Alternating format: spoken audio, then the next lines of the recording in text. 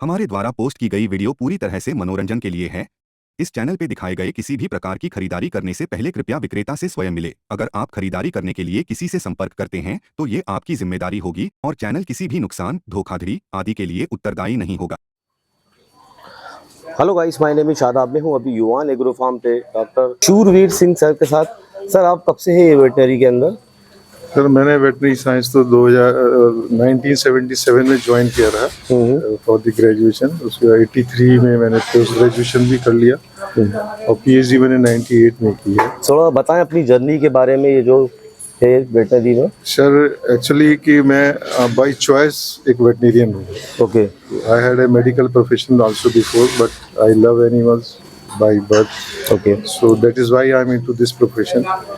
कितना आपको एक्सपीरियंस है अभी इसके अंदर? कितने वर्ष हो गए आपको? मेरे को 40 साल से ऊपर हो गए हैं बहुत बढ़िया इसी फील्ड में जी। तो पहले तो मैं सरकारी जो हमारा Indian council of agriculture research है उसका एक एशिया में अपनी तरह का एक इंस्टीट्यूट है जो डेडिकेटेड फॉर गोट्स है। उसको हम केंद्रीय बकरी अनुसंधान संस्थान के नाम से भी जानते हैं, central institute for research on goats. तो ये हमारे इंडियन जो भारतीय कृषि अनुसंधान परिषद है उसका एक इंस्टीट्यूट है और ये यहाँ से करीब 60-70 किलोमीटर पे मथुरा के पास लोकेटेड है। तो ये इंस्टीट्यूट 79 में बकरियों के ऊपर शुरू किया गया, क्योंकि हर पशु के ऊपर एक इंस्टीट्यूट था। भेड़ों के ऊपर था, भैंसों के ऊपर था, घोड़ों के लिए था जी। और हमारी गाय गौ माता के लिए भी है, सुअर के लिए भी है जी। तो यही सब रिक्वायरमेंट देख के, क्योंकि जैसा आप जानते हैं बकरी एक गरीब की गाय बिल्कुल बिल्कुल कहलाई जाती है। और अगर हम ये आज बिल्कुल सच है कि हमारी जितनी भी आज 30-35 ब्रीड हैं तो बकरियों की जो हमारे अलग अलग जलवायु में रहती हैं, वो हमारे गरीब किसानों ने ही इतने सालों से मेहनत से पाल के आज हमें सुपुर्द किया है, बट हम उसको अब आगे रख नहीं पा रहे हैं। बिल्कुल कि उसमें बहुत सी मतलब गवर्नमेंट सिस्टम है, गवर्नमेंट सिस्टम की भी अपनी मतलब लिमिटेशंस हैं। तो ये बकरी ने जितने जो हमारा कहते हैं पुअरेस्ट ऑफ द पुअर, जिसके पास कोई भी नहीं पहुंच पाता, सही बात है, एक बार कहते सूरज भी नहीं पहुंच पाता, उसके पास बकरी अगर है बिल्कुल तो उन्होंने अपना जीवन बकरी के माध्यम से चला रहे हैं। और जैसा कि आप जानते हैं राजस्थान में जी हमारे खेती का तो कोई मतलब बहुत लिमिटेड स्कोप है जी। तो वहाँ के किसान ने कभी वहाँ सुसाइड नहीं किया, आपने सुना होगा। क्या वजह रही है उसकी? तो ये पशुपालन ही है, जो भेड़ और बकरी पालन से ही उन्होंने अपना जीवन निकाला है। तो और जैसा मुझे सूत्रों से पता चला है कि अभी आप कोई वैक्सीन भी तैयार कर रहे हैं, खास तौर से बकरों के लिए। जी एक्चुअली तो उसके बारे में थोड़ा बताएं। हाँ, इस इंस्टीट्यूट शुरू हो रहा था उसी समय मैंने ज्वाइन किया था 1984 दिसंबर में।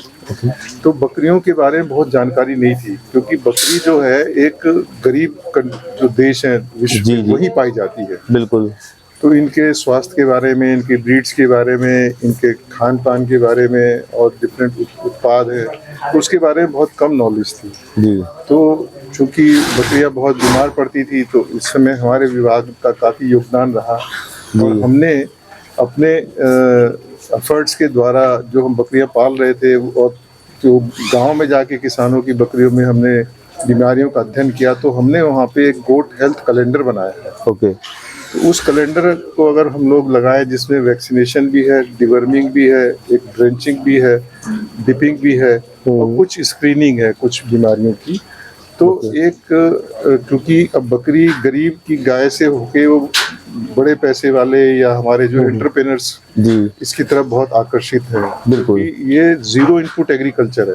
सही बात है। बहुत लो इनपुट चाहिए आपको जी। आप इवन बच्चा भी 2 बच्चे किसी से उधार ले लें और वो 6 मतलब करीब 3-4 महीने में तैयार हो जाता, बेच दें तो आप उसका पैसा दे के। तो वैक्सीन की बात अपन कंप्लीट करते हैं, कब कितना समय और लगेगा? वैक्सीन सॉरी तो ये वैक्सीन मैंने जो है कमजोरी का था।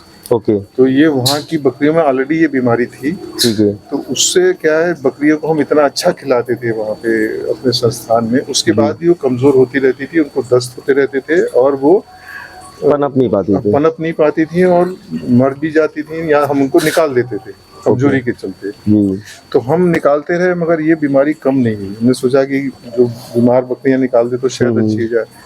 तो जब ये ऐसा नहीं हुआ तो फिर उसके बाद हमने इसका 2000 में वैक्सीन के प्रोग्राम लिया। ठीक है। इसको हमने कल्चर करना भी बहुत मुश्किल होता है। ये तो करीबन 100 दिन में तो इसका बैक्टीरिया बहुत छोटा सा ग्रोथ आती है। तो उसको हमने परफेक्शन किया और उसके बाद हमने इसको कल्चर किया। तो ये नया स्ट्रेन पता चला वर्ल्ड में, जिसको हम mycobacterium avium paratuberculosis Indian bison type नाम दिया। जी। तो इससे फिर हमने वैक्सीन बनाया। ओके। और इसी को यूज करके हमने डायग्नोस्टिक किट बनाई। तो रिजल्ट्स कैसे आ रहे हैं अब उससे? जी?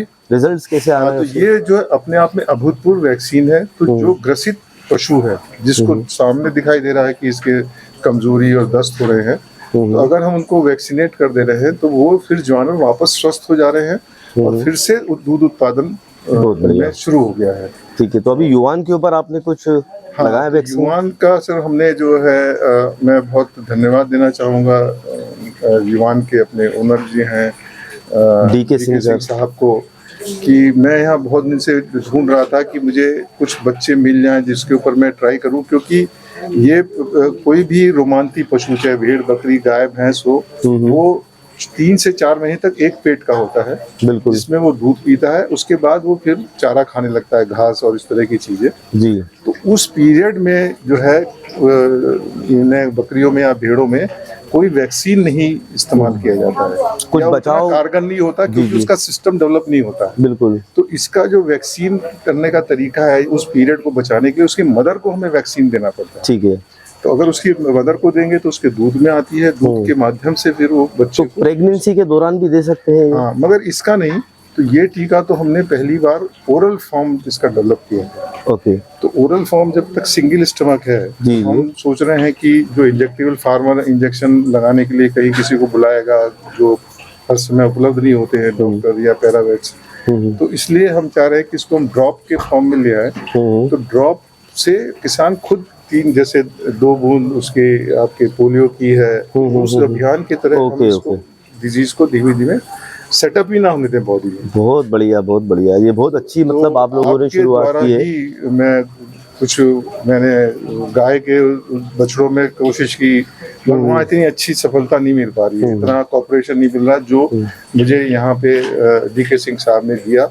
और ये एक बड़ा प्रोजेक्ट है मेरे पास, और ये कमर्शियल प्रोजेक्ट है जो सीधा वैक्सीन कमर्शियल यूज के लिए जाएगा। तो आगे दूसरे फार्मर्स जो है उन तक भी पहुंचाना चाहेंगे आप ये वैक्सीन? हाँ, जब ये इसकी हमारे उपयोगिता हम सिद्ध कर देंगे कि ये उपयोगी है, जो हमारा इसका प्रोटोकॉल है उसके माध्यम से हम टेस्ट कर रहे हैं, तो फिर ये जो है हम ओरल वैक्सीन ड्रॉप के फॉर्म में देंगे, जो किसान भी अपने आप से यूज कर सकता है। तो कुल मिला के ये देखा जाए कि एक रामबाण इलाज समझो इस वैक्सीन को, कि ज्यादातर फार्मर्स और जो लोग कुछ भी शौक करते हैं घरों पे 1-2 जानवर भी रखते हैं, तो मोर्टेलिटी सबके अंदर आती है, तो उस चीज से काफी हद तक एक बचाव हो जाएगा। बिल्कुल। 4 महीने तक उसको जो है ये बीमारी सेटअप नहीं होने देगी, तो फिर वो पशु ग्रोथ कर लेगा, उस समय ग्रोथ पकड़ लेगा, तो फिर ये बीमारी तभी रहेगी, वो आगे भी कमजोरी और वो सब नहीं आएगी। बाकी जो हमारा इंजेक्टेबल है उसके तो हमारा गवर्नमेंट ने अप्रूव कर दिया है। अच्छा। वो हमने कंपनी को दिया भी है, और वो हमारा इसी इंस्टीट्यूट की बकरी से निकाला था, उसका जो बैक्टीरिया था। अभी हमने भैंस के भी निकाला है, भैंसों में दस्त हो रहे हैं हरियाणा की मुर्रा से। जी। तो उसको भी हम देखना चाह रहे हैं कि भैंस और इसमें कौन सा बेहतर होगा। तो वो एक अलग काम चल रहा है। तो ये लाइलाज रोग है और ये पूरे विश्व में सर्वव्यापी है। इवन यूएस में भी जो वहाँ की गायें हैं उसमें 72% जो फॉर्म्स है उसमें ये इस तरह की बीमारी है। जी। तो आशा करते हैं कि अगर ये फार्मर्स को हो जाए तो फिर ये इनका फॉर्म जो लॉसेज हैं वो बहुत कम हो जाएंगे, दूसरी बीमारियां भी कम हो जाएंगी, ग्रोथ रेट अच्छी होगा, मिल्क प्रोडक्शन अच्छा होगा, बच्चे अच्छे देंगी उसी सिस्टम में। एक आखिरी क्वेश्चन के साथ मैं ये वीडियो एंड करता हूँ। बस लास्ट में इतना जरूर बताएं कि जो भी फार्मर्स हैं बकरी पालन कर रहे हैं उनको क्या क्या सावधानियां बरतनी चाहिए गोट फार्मिंग करने के लिए?